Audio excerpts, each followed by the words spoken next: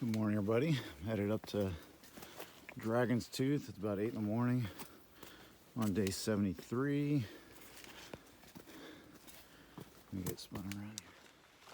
Yeah, so day 73, Saturday the 9th, I think. It is Saturday. Got a good night's sleep last night. It's kind of a weird place that I stayed at, but it was all right. I got a ride to get some breakfast sandwiches this morning, so that part of it was really nice. I got calamine lotion on my legs. So just to update everybody on my various injuries and wounds. The elbow, I think, is forever disfigured, but it works fine, so it doesn't matter. It is a little tender, like if I lean forward on a counter and rest on my elbows, I can rest on my left elbow, but my right elbow, just a little tender. So I don't know if it just always be that way or what, but it's no big deal. Everything works fine with the elbow, so fully functional. It's getting pretty up here. I have to flip you around. Let's see. My quad has never bothered me since the Kennebec River when I laid up. It's kind of pretty behind me. So there might be people new to the channel or whatever, but back in Maine, I had a quad injury that prevented me from walking downhill at all. It's, I forgot the name of the muscle now, but it's the inside of your thigh muscle, just above the knee. That muscle was inflamed, and so I had to lay up. I think I ended up taking 2 zeros for that, spaced out a little bit, but those are the only zeros that I've taken, and then it has never given me any problems since. Poison ivy, almost gone. I wish I could report that it's gone, but it persists. It is slowly healing, and it's better than ever today. So hopefully I'm completely out of the woods in the next few days. And then my latest thing is chiggers. Just before I got into Daleville, about 2 or 3 nights ago, two days ago, I went into Daleville. Literally like a half hour before I got to Daleville, my ankles started itching like crazy, and so I brushed everything out of my socks, but I think the chiggers got me, and so now I have to deal with the ramifications of that for probably the next 10 days or so. I think that's usually the way chiggers kind of play out. But so my ankles are itchy. It kind of goes away in the middle of the day, but they're itchy in the morning for sure, and a little bit at night. I just kind of forget about it during the day. It's kind of a neat hike, fun. I'm tired of the dreariness, so it's another dreary day. Seeing my family yesterday was incredible, but not going home with them hurt. I'll just say it that way. It hurt a lot, and so it left me a little deflated yesterday. I was kind of surprised. I thought it would juice me up, but man, I was bummed all day yesterday. I think I'm getting going pretty good today. It would help if the weather got better, and I think it does tomorrow. So I just have to get through another day of this. And Dragon's Tooth is about a mile away from me, so that'll be a little bit exciting for the day. And then I think it's just a long kind of grind after that over a few peaks, and I'll probably stay at a shelter tonight.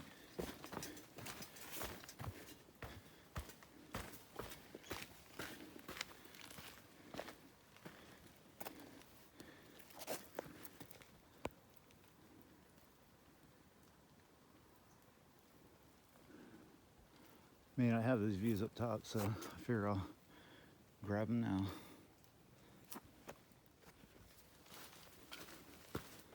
That's not it. Maybe that's one of his baby teeth. Still on my way up.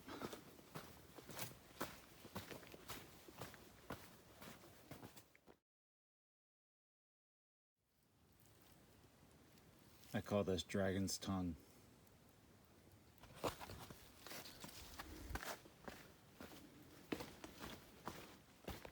So I'm about to scale up this thing, and then Dragon's Tooth should be pretty close after that. I'm trying to videotape a little bit of it. Let's see what I can do here.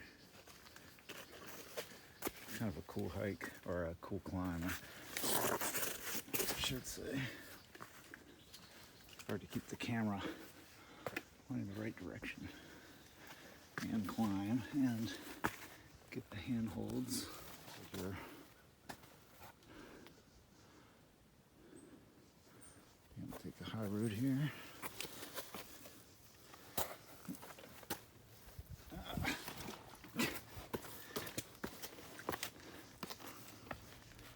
Oh man, look at that.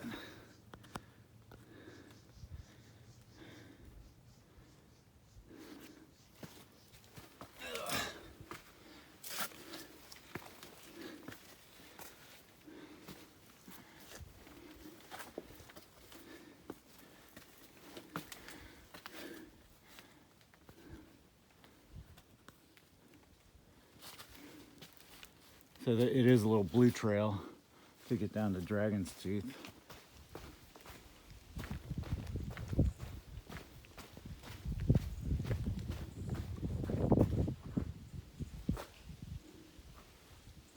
think this is it.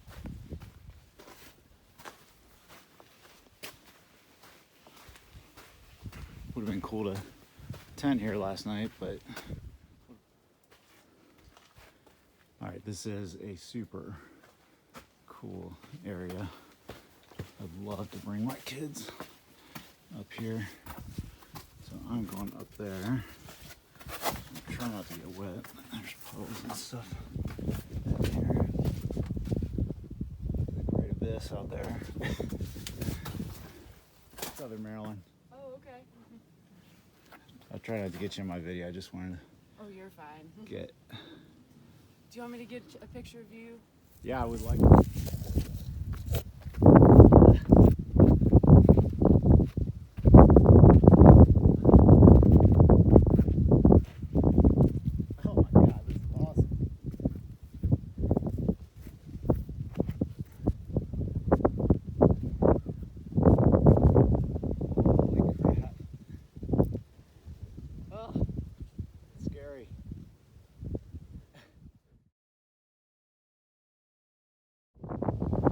Okay, this is the top of Dragon's Tooth, and I will tell you what, I am scared. Yeah, I am on this thin little ledge that just goes straight down on both sides, and it is awesome. It is absolutely awesome. It's too bad I don't have any views, but that's the tip top right there. And I'm terrified to go right there, so this is as far as I go. That's only 5 feet from me, but I don't care. I don't want to go anymore. Okay, I'm climbing down from Devil's Tooth, and that was seriously one of the scariest things I've done. I know people think when I'm walking up to a ledge or something that I'm getting too close or whatever, and that stuff doesn't bother me, but that had me like, it made my insides feel funny. It was really, really scary. But it was also awesome. I wish there was an actual view up there, but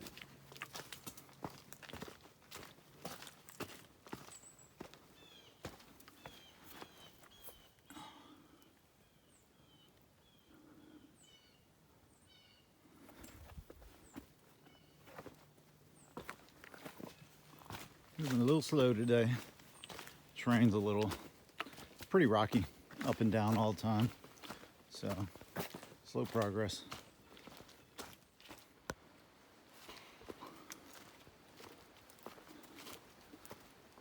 I'll show you something steep. That's like 70 degrees. I don't have to climb up there. I mean, I traverse it, but.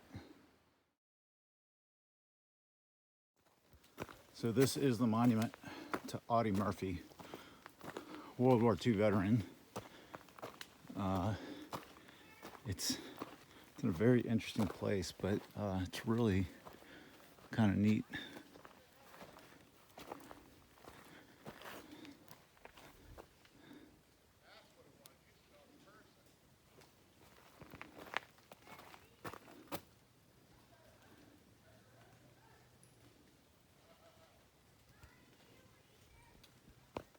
And this is the overlook just behind the Audie Murphy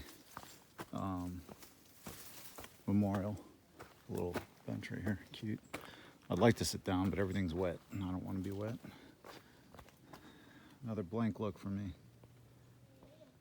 So, Dad, you should look this guy up, or maybe you already know a lot about him. But and Shane too. He's a Medal of Honor winner, along with man, he got everything. I mean, go back and pause this and read it. And Dad, the other thing that's kind of cool is it's erected by the Veterans of Foreign Wars post 5311, Christiansburg, Virginia. Pretty amazing guy. Pretty nice shelter area right off the trail here.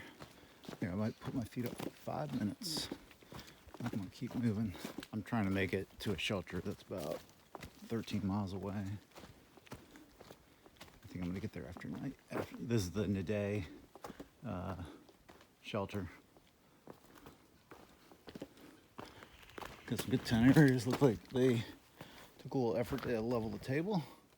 Gotta love that. All right, feet up. So the sign says Eastern Continental Divide, 1,920 to the Gulf of Mexico, and Atlantic Ocean 405. I don't know what they're pointing at though, because there's no trails. I don't even understand the sign. I mean, I know I've heard of the Continental Divide, and then there's an Eastern Continental Divide, I guess also, which, like I said, I don't really understand that.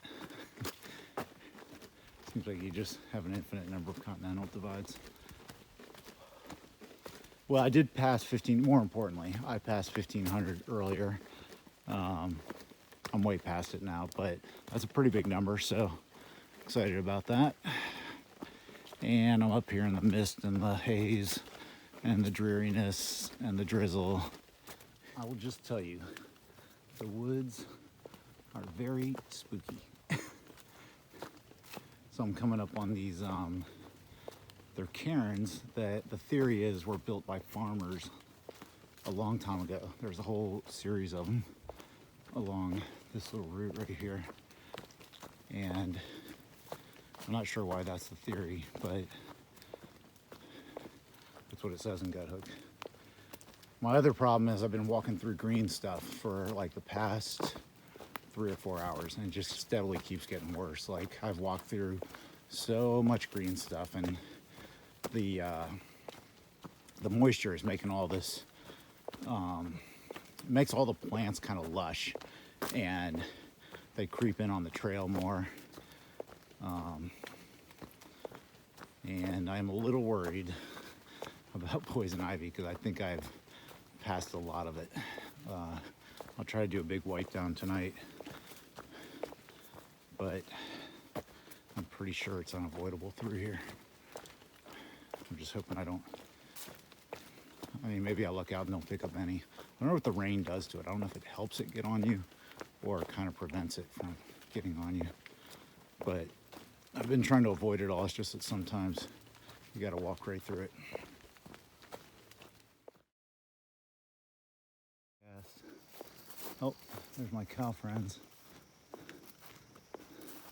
There's a different set of cow friends. Let's see if I can zoom in for you. See? Oh, there they are. They're looking at me like, what are you doing? Too late to be walking out here. Well, I'm working hard to get over to the shelter before night falls. I'm not going to make it, but I think I can minimize the night walk, so I'm doing the best I can to take advantage of daylight. So this old oak right here supposedly is the oldest oak in the South on the AT. I'm not sure why it can't claim for the entire AT, but that's its claim to fame, and evidently it's over 300 years old. It's a pretty cool tree. I think it's called Kefir oak.